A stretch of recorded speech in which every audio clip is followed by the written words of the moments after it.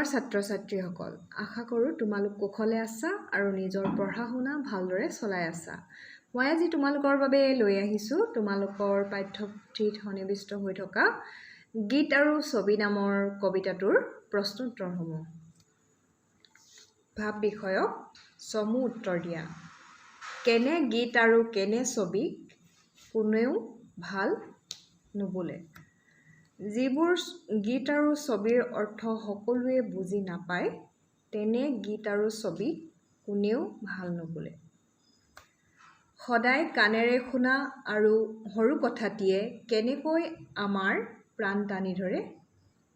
সদায় শুনি থকা কথাটিয়ে গীতৰ জৰিয়তে সুৰৰ মূৰ্ছনাত প্ৰাণ পাই উঠি আমাৰ হৃদয় পুলকিত কৰে। কবিৰ মতে কোনবোৰ বস্তু অজৰ-অমৰ? কবিৰ মতে মিহি ভাৱ, মিহি গতি থকা কৌশলী বিদ্যা সম্বলিত শিল্পকলাসমূহ হৈছে অজৰ-অমৰ। কেনেকুৱা গীত আৰু ছবিক সকলোৱে ভাল বুলি কয়? যি গীতে নুবুজাজনৰো হৃদয় জোৰায় আৰু যি ছবিয়ে সকলোৰে মন আকৰ্ষিত কৰিব পাৰে, অৰ্থাৎ যি গীত আৰু ছবিয়ে সকলোকে আনন্দ দিব পাৰে, তেনে গীত আৰু ছবিক সকলোৱে ভাল পায়। সিহে পায় নিজে নিজে আলাসত ঠাই। ইয়াত আলাস শব্দটোৰ অৰ্থ কি? ইয়াত আলাস শব্দটোৰ অৰ্থ আকাশ অৰ্থাৎ উচ্চ স্থান। ভাল গীত আৰু ছবিৰ মহত্ব কেনেকুৱা কবিতাটোৰ সহায়ত বুজাই লিখা। সকলো কলাই বাস্তৱ জগতখন আৰু মানুহৰ লগত সম্পৃক্ত হৈ আছে। প্ৰকৃতি জগতৰ গছ-লতা, পশু-পক্ষীকে শিল্পীয়ে তুলিকাৰ ৰঙেৰে তুলি ধৰে বা মানুহৰ হৃদয়ৰ সংবাদকে গীতিকাৰে সুৰৰ মাজত প্ৰতিধ্বনিত কৰে। কিন্তু কলাৰ তাৎপৰ্য এই যে ই জীৱন আৰু জগতৰ সৰু সৰু কথাবোৰকে তাৰ নিজৰ ৰং দি মহীয়ান কৰি তোলে। ভাল ছবি আৰু ভাল গীতৰ এক সাৰ্বজনীন আবেদন আছে। যি গীত আৰু ছবিৰ অৰ্থ সকলোৱে বুজি পায় আৰু আনন্দ লাভ কৰে, তেনে গীত বা ছবিক সকলোৱে ভাল বুলি গ্ৰহণ কৰে। মিহি ভাৱ আৰু মিহি গতিৰ কৌশলী বিদ্যাৰ প্ৰয়োগ হোৱা গীত আৰু ছবিয়ে সকলোৰে প্ৰাণত ঠাই পায়। গীত আৰু ছবিত কবিয়ে এনেদৰেই কলাৰ মহত্বৰ বিষয়ে বৰ্ণনা কৰিছে। সদায় চকুৰে দেখা গছপাতটিও ছবিত কিয় ভাল হৈ পৰে বুলি তুমি ভাবা? নিজৰ মতামত আগবঢ়োৱা। দৈনন্দিন জীৱনত আমি অজস্ৰ গছৰ পাত দেখোঁ, কিন্তু তাৰ মাজত বাস্তৱ দৃষ্টিত একো নতুনত্ব নেদেখোঁ। কিন্তু সেই পাতটিকেই এজন সুদক্ষ চিত্ৰকৰে যেতিয়া ৰঙৰ তুলিকাৰে কল্পনাৰ ৰহণ সানি আঁকে, তেতিয়া সেই ছবি চাই আমি অভিভূত হওঁ। ইয়াৰ কাৰণ হৈছে চিত্ৰকৰ এজনৰ মননশীল দৃষ্টি আৰু তেওঁৰ দুহাতৰ কৌশলী বিদ্যা। আমি সাধাৰণভাৱে চোৱা পাতটিক এগৰাকী চিত্ৰকৰে সূক্ষ্মভাৱে পৰ্যবেক্ষণ কৰে। ছবিখন আঁকোতে তেওঁ মিহি গতিৰে কাম কৰে যাতে প্ৰকৃত পাতটিৰ দৰে ছবিখন নিমজ হৈ পৰে। চিত্ৰকৰে ঘঁহি মাজি পৰিশীলিত কৰি তাক প্ৰাণৱন্ত কৰি তোলে আৰু সিয়েই এক সুকুমাৰ কলাৰ ৰূপ লৈ আমাৰ হৃদয় পুলকিত কৰি তোলে।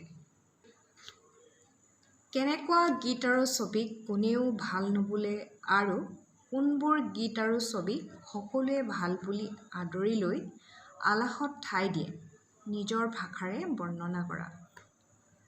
যিবোৰ গীত বা ছবি সহজভাৱে বুজিবলৈ অসুবিধা হয়, যাৰ অৰ্থ কেৱল বুজাজনেহে বুজে, তেনে গীত বা ছবিয়ে সকলোৰে সমাদৰ নাপায়। অৰ্থাৎ যিবোৰ গীত বা ছবিয়ে মানুহৰ অন্তৰ পৰখিব নোৱাৰে, তেনে ছবি বা গীতক কোনেও ভাল নুবোলে। যিবোৰ গীতৰ অৰ্থ সকলোৱে বুজি পায়, তেনেবোৰ গীত সকলোৱে ভাল পায়। ঠিক সেইদৰে ছবি এখন চোৱাৰ পাছত শিশুৰ পৰা আদি কৰি যেতিয়া সকলো লোকে আনন্দ পায় তথা তেওঁলোকৰ মন প্ৰাণ পুলকিত হয়, তেনেবোৰ ছবিক সকলোৱে ভাল বুলি স্বীকৃতি দিয়ে। গতিকে এটা ভাল গীত বা এখন ভাল ছবি হ'বলৈ তাৰ কলাসুলভ দক্ষতা থাকিব লাগিব। সি সকলোৱে বুজি পোৱা বিধৰ আৰু মানুহৰ অন্তৰ আপ্লুত কৰিব পৰা বিধৰ হ'ব লাগিব। গীত আৰু ছবি কবিতাটোৰ সাৰাংশ লিখা। সৰ্বসাধাৰণ লোকে বুজিব নোৱাৰা গীত আৰু অন্তৰস্পৰ্শ কৰিব নোৱাৰা ছবিয়ে সকলোৰে মন আকৰ্ষণ কৰিব নোৱাৰে। সেয়ে তেনেকুৱা গীত আৰু ছবিক সকলোৱে ভাল বুলি নকয়। আনহাতে সকলোৰে মনত আনন্দ দিব পৰা নাইবা আনৰ উপকাৰ সাধন কৰিব পৰা গীত আৰু ছবিয়ে সমাজত সমাদৰ লাভ কৰে। অৱশ্যে সুকুমাৰ কলা কোনো সীমাৰ মাজত আবদ্ধ হৈ নাথাকে। প্ৰকৃত কলাই স্থান কালৰ পৰিধি পাৰ হৈ সকলোৰে অন্তৰ স্পৰ্শ কৰে। গীত আৰু ছবিও সুকুমাৰ কলা। সেয়ে সকলো অৰ্থ নুবুজিলেও ভাল গীতৰ সুৰে আৰু ভাল ছবিয়ে মানুহৰ মন পুলকিত কৰিব পাৰে। সাধাৰণ কথা এটি গীত বা সাধাৰণ গছৰ পাত এখিলাও ছবিত অংকিত হ'লে সি মানুহৰ মনত আনন্দ প্ৰদান কৰে। সাধাৰণ কথা বা ছবি এখনো সেয়ে শিল্পীৰ মননশীল দৃষ্টি আৰু কৌশলী বিদ্যাৰ প্ৰয়োগত সুন্দৰ হৈ পৰে। এক কথাত ক'বলৈ গ'লে কোনো শিল্পৰ সাৰ্বজনীন আবেদন থাকিলেহে সি মহৎ শিল্প হিচাপে পৰিগণিত হয়। ব্যাখ্যা কৰা। সদায় চকুৰে দেখা গছপাতটিও ছবিটিত ভাল হৈ পৰে। সদায় কাণেৰে শুনা সৰু কথাটিও গীত হ'লে প্ৰাণ টানি ধৰে। উক্ত কবিতা ফাঁকি আমাৰ পাঠ্যপুথি অসমীয়া সাহিত্য চয়নিকাৰ অন্তৰ্গত দুৰ্গেশ্বৰ শৰ্মাদেৱৰ কবিতা গীত আৰু ছবিৰ পৰা তুলি দিয়া হৈছে। কবিতা ফাঁকিৰ দ্বাৰা কবিয়ে বাস্তৱ আৰু শিল্পকলাৰ মাজত থকা পাৰ্থক্যৰ কথা স্পষ্টভাৱে প্ৰকাশ কৰিছে। সাধাৰণতে কোনো মানুহে সাধাৰণ কথা বা গছ পাত এটিক বিশেষ গুৰুত্ব প্ৰদান নকৰে। কাৰণ বাস্তৱ দৃষ্টিত তাত একো নতুনত্ব দেখা পোৱা নাযায়। কিন্তু তেনে এখিলা গছ পাতকে এজন সুদক্ষ চিত্ৰকৰে ৰঙৰ তুলিকাৰে কল্পনাৰ ৰহণ সানি আঁকে, সি আমাক বিমল আনন্দ দিয়ে। সেইদৰে সদায় শুনি থকা কথাবোৰেই সুৰকাৰৰ কলা কৌশলত প্ৰাণ পাই গীতৰ মাধ্যমেৰে আমাৰ মন প্ৰাণ আকৰ্ষিত কৰে। অৰ্থাৎ এখন ভাল ছবি আৰু এটি ভাল গীতে সকলোৰে সমাদৰ লাভ কৰে। এয়াই কলাৰ যাদু। শিল্পীৰ কলা কৌশলে সাধাৰণ কথা বা বস্তুকো শুনোতা আৰু দেখোতাৰ হৃদয় স্পৰ্শ কৰাই দিয়ে।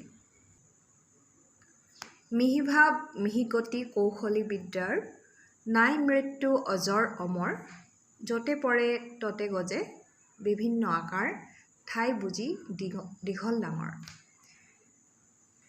উক্ত কবিতা ফাঁকি আমাৰ পাঠ্যপুথি অসমীয়া সাহিত্য চয়নিকাৰ অন্তৰ্গত দুৰ্গেশ্বৰ শৰ্মাদেৱৰ ৰচিত কবিতা গীত আৰু ছবিৰ পৰা তুলি দিয়া হৈছে।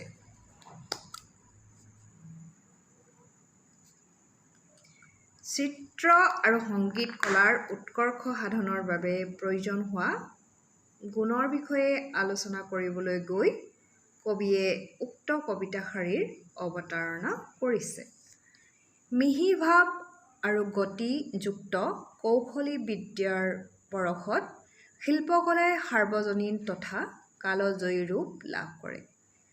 আমি সদায় দেখি থকা গছপাত এটিও শিল্পীৰ নিপুণ হাতৰ পৰশত চিত্ৰৰ ৰূপেৰে অনন্য হৈ পৰে। সেইদৰে সাধাৰণ কথা এষাৰিকে সুৰ আৰু তালেৰে বান্ধি মধুৰ ভাৱেৰে সজাই যদি শিল্পীয়ে পৰিৱেশন কৰে তেন্তে সি আমাৰ প্ৰাণ টানি ধৰে। কিন্তু তাৰ বাবে প্ৰয়োজন হয় কৌশলী বিদ্যাৰ। মিহি বা মসৃণ ৰূপত কৌশল খটুৱাই সৃষ্টি কৰা শিল্প সদায় স্থায়ী। স্থানভেদে ই চিৰদিনৰ বাবে অজৰ অমৰ হৈ থাকে। ভাষা বিষয়ক সমাৰ্থক শব্দ লিখা। জগত, উলাহ, চকু, সৰু, ভাল, কাণ। জগত পৃথিৱী, ধৰিত্ৰী। উলাহ আনন্দ, উৎসাহ। চকু নয়ন, নেত্ৰ। সৰু ক্ষুদ্ৰ, অকণমান। ভাল শুভ, মংগল। কাণ কৰ্ণ, শ্ৰৱণেন্দ্ৰিয়। বাক্য ৰচনা কৰা। কৌশলী বিদ্যা অজৰ অমৰ, আলাসত ঠাই ডাঙৰ দীঘল। কৌশলী বিদ্যা। যি শিল্পই কৌশলী বিদ্যাৰ পৰশ লাভ কৰে তেনে শিল্পই স্থায়িত্ব লাভ কৰে। অজৰ অমৰ। পৃথিৱীত ভাল কৰ্মৰ যোগেদি বহুলোক অজৰ অমৰ হৈ ৰ'ল। আলাসত ঠাই। ভূপেন হাজৰিকাদেৱৰ মানুহে মানুহৰ বাবে গীতটিয়ে আলাসত ঠাই পাইছে। ডাঙৰ দীঘল। সকলো পিতৃ মাতৃয়ে নিজ সন্তানক অতি মৰমেৰে ডাঙৰ দীঘল কৰে। বিপৰীত শব্দ লিখা।